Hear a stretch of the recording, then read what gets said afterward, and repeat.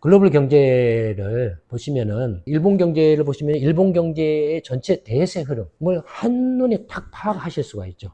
그래서 구조적인 문제가 뭐였고, 지금 어떤 상황이고, 앞으로 어떻게 될 것 같구나, 이런 것들을 읽을 수가 있죠. 그런 것들을 봤더니 미국 경제도 마찬가지고, 중국 경제도 마찬가지고, 이제 유럽 경제도 하게 될 거고, 또 한국 경제도 하고, 중남미나 러시아나 뭐 이렇게 이런 것들을 다루게 될 거예요. 그런 대세 흐름을 이렇게 글로벌 경제 통해서 이해를 하시면은, 앞으로 세계 경제, 각 지역 경제가 어떻게 될 거고, 그랬을 때, 근데 생산 경제와 자산 경제는 어떻게 될 거고, 실물 경제와 금융 경제는 어떻게 될 거고, 부동산, 자산 경제에서는 부동산, 금융 경제에서는 이제 주식, 뭐 이런 것들이 관심들 있잖아요. 이런 것들 그 자체로 따로따로 놀지는 않아요. 이런 대세 흐름에 절대적으로 연동을 합니다. 단기적으로는 뭐 이렇게 일탈이 있을 수는 있어요. 일탈이 있을 수 있는데 그 단기적인 일탈에 쫓겨다니면은 개미들은 거의 다 손해를 보게 돼 있어요. 근데 그 대세 흐름을 따라가게 되면은 주식이 됐든 부동산이 됐든 대세 흐름을 따라가게 되면 그래서 장기적인 관점에서의 대세를 파악하고 그 흐름을 따라가게 되면 손해를 보지를 않아요. 그래서 워렌 버핏이 늘상 말을 했잖아요. 대세를 기반으로 한 장기 투자를 해라. 그래야 절대 손해를 안 본다. 라는 이야기를 하잖아요. 글로벌 경제가 그런 관점에서 분석을 하고 있는 겁니다.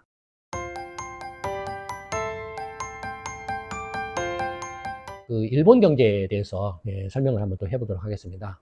글로벌 경제에서 일본 경제는 이제 주자인 것처럼 일본은 이제 장기 침체 빠졌잖아요. 그래서 일본의 경제 성장력이 어떻게 변화되고 있는가. 그다음에 이제 이걸 일본 경제 장기 침체를 타파하기 위해서 아베노믹스를 했는데 이 아베노믹스가 과연 일본 경제에 어떤 영향을 미쳤는가? 일본 경제를 회생시켰는가 아니면 일본 경제에 오히려 악영향을 미쳤는가? 그다음에 이제 지금 이제 그러니까 과거죠. 과거. 아까 과거, 현재, 미래라고 했잖아요.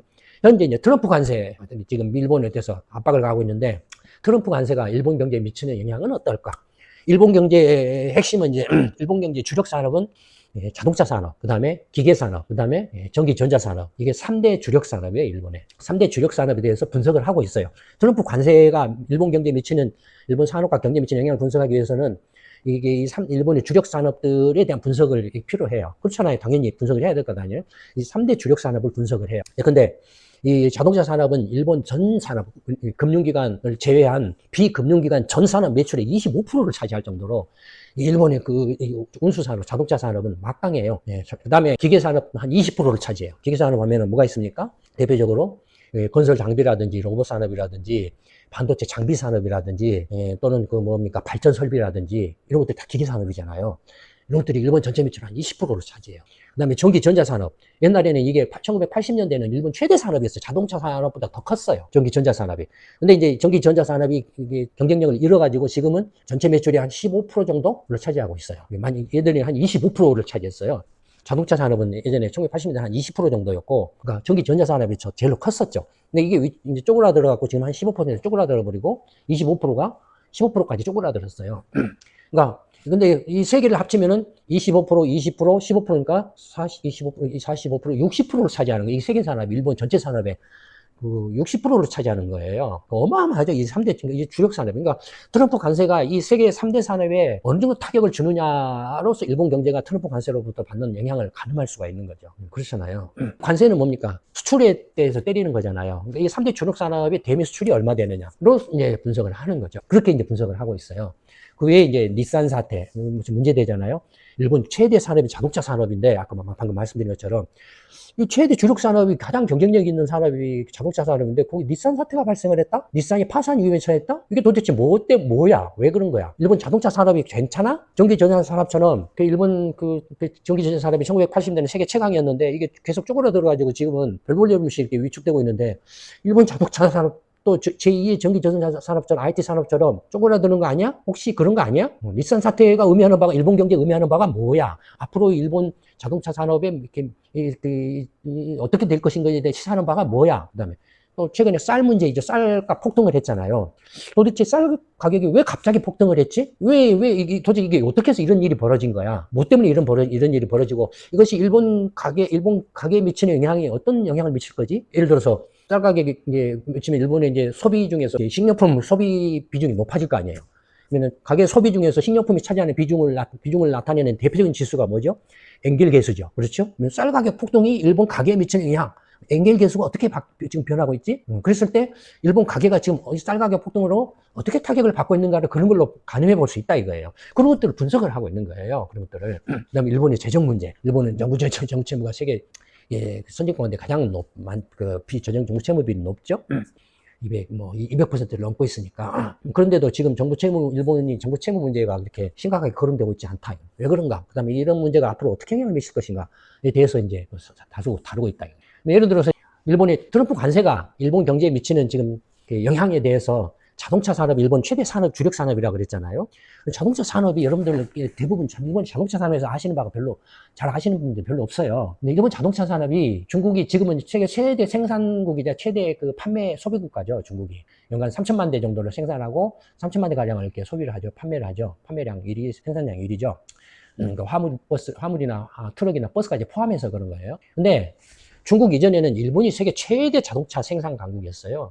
일본이 세계 전체 자동차 생산량이 9천만 대를 넘는데, 일본이 세계 자동차 생산량 9천만 대 중에서 일본이 3천만 대를 생산을 했어요. 세계 전체로. 일본이 어떻게 3천만 대를 생산했느냐 하면은 일본 국내에서 한 800만 대, 900만 대 정도 생산하고 나머지를 다 해외에 해외 33개 곳에서 해외 공장을 세워가지고 다 해외에서 생산해서 해외에서 판매를 한 거예요. 미국이라든지 태국이라든지 유럽이라든지 심지어는 아프리카 가든 막 공장을 세워가지고 판매를 한 거예요. 그러니까 생각을 해보세요. 도요타 자동차가 세계 지금 판매 1위잖아요. 근데 1,000만 대를 팔고 있잖아요. 그럼 도요타 자동차가 뭔지는 몰라도 세계 전체적으로 1,000만 대 정도를 생산한다라는 거예요. 1,000만 대 정도를 생산한다라는 거. 그 다음에 혼다가 이렇게 600만 대, 700만 대를 이렇게 판다 이거예요. 그럼 혼다도 역시 600만 대, 700만 대를 이렇게 생산해서 판다 이거예요. 닛산도 600만 대, 700만 대를 생산해서 판다 이거예요. 그럼 닛산도 600만 대, 700만 대 판다 이거예요. 마츠다가 한 300만 대 정도 생산해서 판다 이거예요. 그런 식으로 스즈키가 얼마를 만들어도 판다 이거예요. 그런 식으로 일본의 자동차 회사들이 세계 자동차 생산 9천만 대 중에서 한 3천만 대를 생산을 했다 이거예요. 세계 최대 생산국이었어요, 자동차. 생산 강국에서 압도적이었어요, 일본이. 근데 이제 중국이 이제 등장하면서, 물론 일본도 중국 내에서 합작 생산을 했죠. 자동차 생산을 하면서 중국 내에서 생산하는 생산량이 3천만 대 넘고 판매량도 3천만 대를 넘었다. 물론 이제 패신저, 그러니까 승용차하고 SUV 차량은 한 2,400만 대 정도 지금 만들어서 팔고 있죠. 나머지 이제 상용 트럭하고 버스.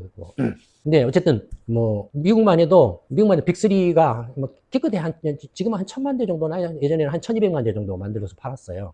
일본이 미국 자동차 시장에서 일본 자동차 업체들의 시장 점유율이 미국 빅3보다 더 많았어요. 제가 기억하기로는 예전에 저희 연구소에서 이제 분석을 했었는데, 일본 자동차 업체들이 미국 시장을 한때 45%까지 시장 점유율이 45%고 미국 빅3가 40%였고 그랬었던 걸로 기억을 해요.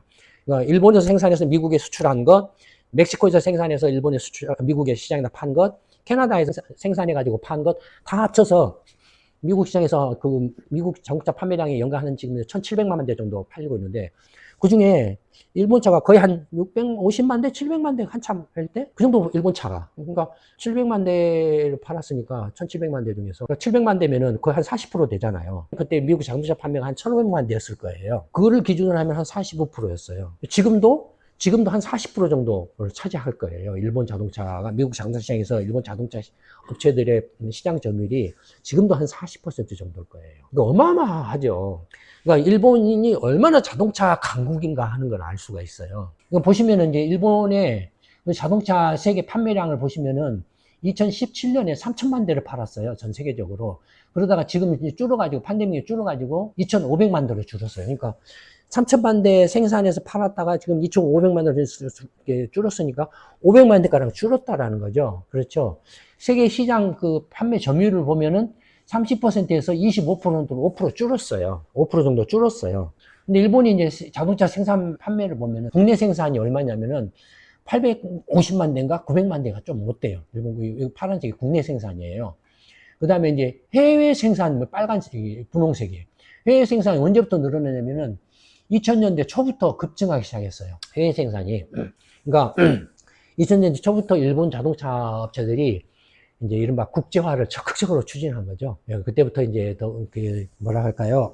나름대로 이렇게 통상 압력이 커지기도 하고, 그 다음에 WTO가 이제 중국이 이제 WTO 가입한 시기이면서도 이제 밀레니엄 시대로 들어가면서 글로벌화, 이제 세계 경제가 글로벌화되는 그런 본격적으로 글로벌 경제로 진입에 들어가는 그런 단계였었죠. 그래서 일본의 자동차 산업도 글로벌화에 발맞춰서 이제 글로벌 시장 진출한다. 그 다음에 내수 생산에 의해서 해외 수출하는 것이 점점 힘들어지고 있다. 내수 시장이 포화되고 내수 생산만 가지고서는 수출이 막히게 되면은 문제가 된다. 내수 생산 체제가 이제 근데 타격을 받는다. 그래서 해외로 적극적으로 나가자. 아주 적극적으로 나가기 시작한 거예요. 그래서 나가가지고 한때 이제 최대 피크에 달했던 게 2017년에 해외에서 2천만 대를 생산했어요.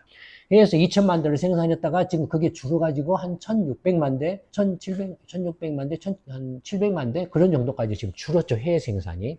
그 다음에 이제 국내 판매량이 한 500만 대가 조금 못 되고, 국내 생산이, 수출도 한 500만 대가 조금 못 돼요. 그러니까 국내에서 한 800만 대 850만 대, 900만 대 생산해가지고 국내 내수 판매로 한 450만 대, 해외 수출로 450만 대, 그다음에 해외에서 이제 뭐 한 2천만 대, 한 1,600, 700만 대 생산해서 팔고 있다. 그러니까 일본 자동차 산업이, 그러니까 여러분들이 그 생각하는 것 이상으로 정말로 압도적으로 강국이에요. 일본이. 중국이 지금 이제 여러 가지 합작 생산을 해가지고 이렇게 했지만 지금은 중국이 이제 그 자동차 패신저용 승용차하고 이게 SUV 차량의 경우에는 거의 절반 이상의 전기차로 넘어갔잖아요. 근데 대부분이 이제 중국 자체 그 브랜드들의 생산이잖아요. 그 전에 내연차는 합작 생산이었잖아요. 뭐 한국, 뭐 일본, 그다음에 독일 이런 미국 합작 생산이었잖아요. 그런 것들이 전부 이제 중국 자체 브랜드 전기차로 바뀌어지고 있는 상황이죠. 합작 브랜드가 줄어들고 있죠. 그래서 이제 그러니까 그 중국의 이제 자동차 산업이 보시면은 뭔지를 몰라도 지금 2017년을 꼭 지점을 해가지고 팬데믹 이후에 갑자기 세계 판매량이 500만 대가 줄었어요. 갑자기 500만 대가 줄어든 이유가 뭘까요? 일본 자동차는 경쟁력이 떨어져서요? 네, 그렇지 않아요. 내연차에서 경쟁력은 여전히 압도적이에요. 일본이 그 자동차 이제 그걸 말씀드리기 전에 일본의 세계 자동차 판매량하고 생산량을 보면은 생산을 보면은 해외 생산 지역별 보면은 아시아가 1,000만 대예요. 아시아에서 1,000만 대니까 거의 이제 그 일본이 이제 태국이나 인도네시아, 그다음에 중국 뭐 이런 쪽에 이제 중심으로 이렇게 이제 해외 생산을 많이 하고 있죠. 그다음에 북미 지역에 한 400만 대를 생산하고 있죠. 미국이 400만 대, 한때는 뭐 500만 대 정도 했다가 지금 400만 대 정도로 줄어들었죠. 미국이 이제 한 400만 대 정도 생산했었죠. 400만 대 했다가 지금은 한 300만 대, 350만 대 이렇게 줄어드는 거 나타나요.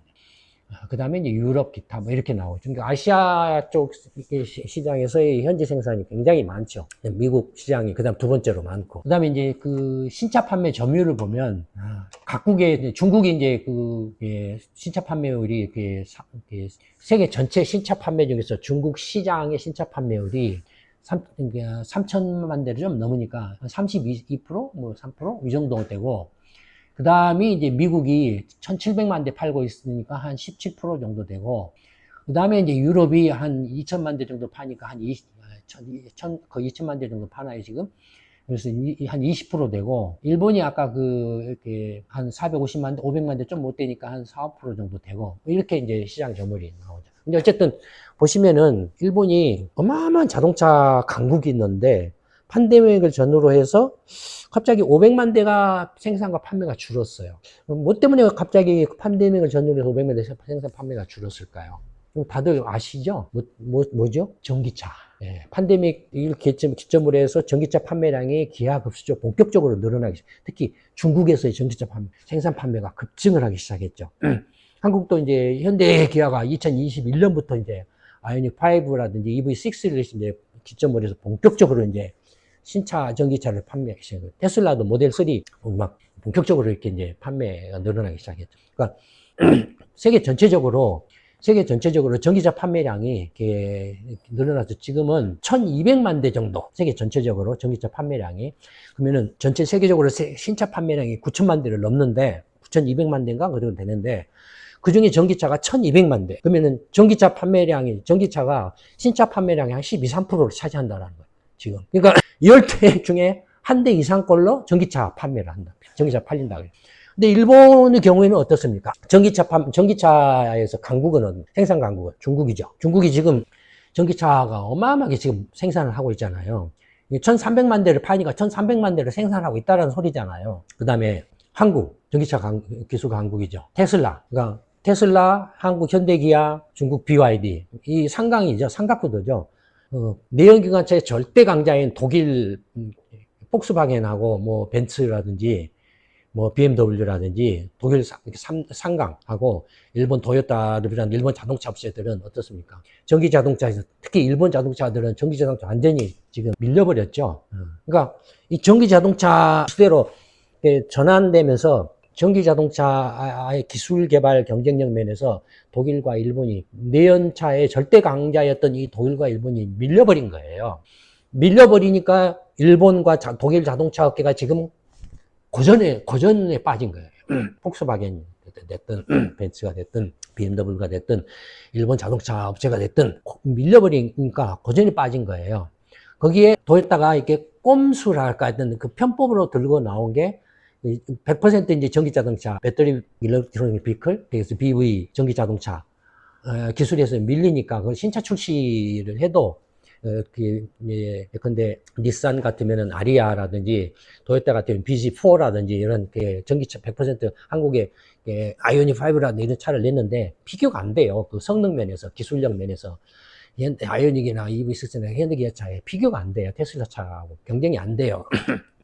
몇 대 팔지를 못해. 일본 내에서만 거의 애국심으로 이렇게 애국 판매하는 거고 팔지를 못해요. 뭐 해외에서 미국 시장에서 이렇게 뭐 몇만 대 판다라고 그러는데 거의 판다라고 할 수가 없을 정도예요. 리스 판매 형식으로 해서 이렇게 뭐 하는 이렇게 주먹구구식의 어떤 정말로 이름만 있을 뿐이에요. 근데 이제 독일 같은 경우도 이제 ID4 전기차를 만들어냈지만 기술력 면에서 이렇게 테슬라랑 현기차에 밀리니까 이게 안 되잖아요. 적자가 나잖아요. 그러니까 이제 전기차 생산을 이렇게 전환하겠다 했다가 뒤집어 버렸잖아요. 2030년 이후로 밀어버렸잖아요.